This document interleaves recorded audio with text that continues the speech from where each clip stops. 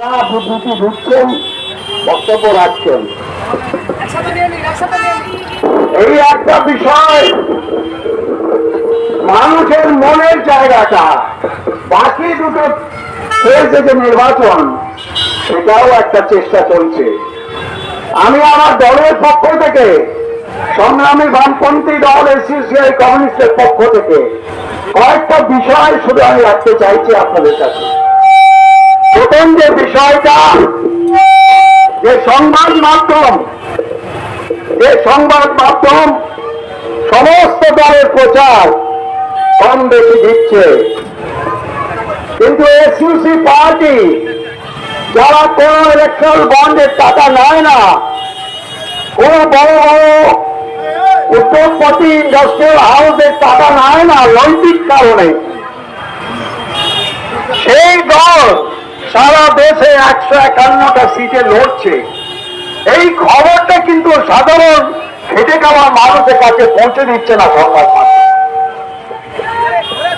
BJP Congress, তারপরেই আমাদের সংখ্যা হচ্ছে 151।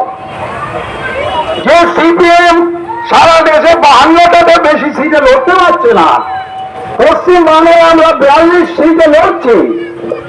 সেই জায়গায় আপনারা পাচ্ছেন না খবর, আপনারা জানতে পারছেন না যে এক একটা নমিনেশনে 25,000 মানে 151টি কেন্দ্রে প্রায় 27 লাখের বেশি টাকা সাধারণ মানুষ এই দলকে দিচ্ছে। যেমন আপনারা জানছেন, ইলেকট্রাল বন্ডের মাধ্যমে আদানি, আম্বানি, টাটা, বিড়লা, গোয়েঙ্কা মহোদয়, তারা কংগ্রেসকে, তারা বিজেপিকে, তারা টিএমসিকে, এমনকি ইন্ডাস্ট্রিয়াল হাউস কর্পোরেট সেক্টর, তারা সিপিএম কেও দিচ্ছে টাকা। সেই খবর আপনারা জানছেন।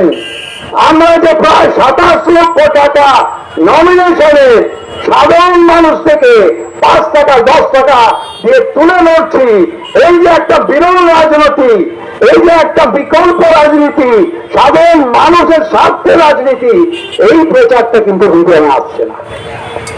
আপনারা কখনো ভেবেছেন এটা?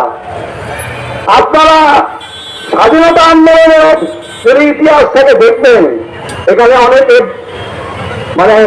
বরিষ্ঠ মানুষরা আছেন যারা জানেন স্বাধীনতা আন্দোলনের নেতাজি কোনো প্রচার পাননি। তাই দুঃখ করে বলতে হয়েছে নেতাজিকে যে আমাদের দেশের সংবাদ মাধ্যম বিশেষ একটা নেতাদের, বিশেষ একটা সম্প্রদায় প্রচার করে।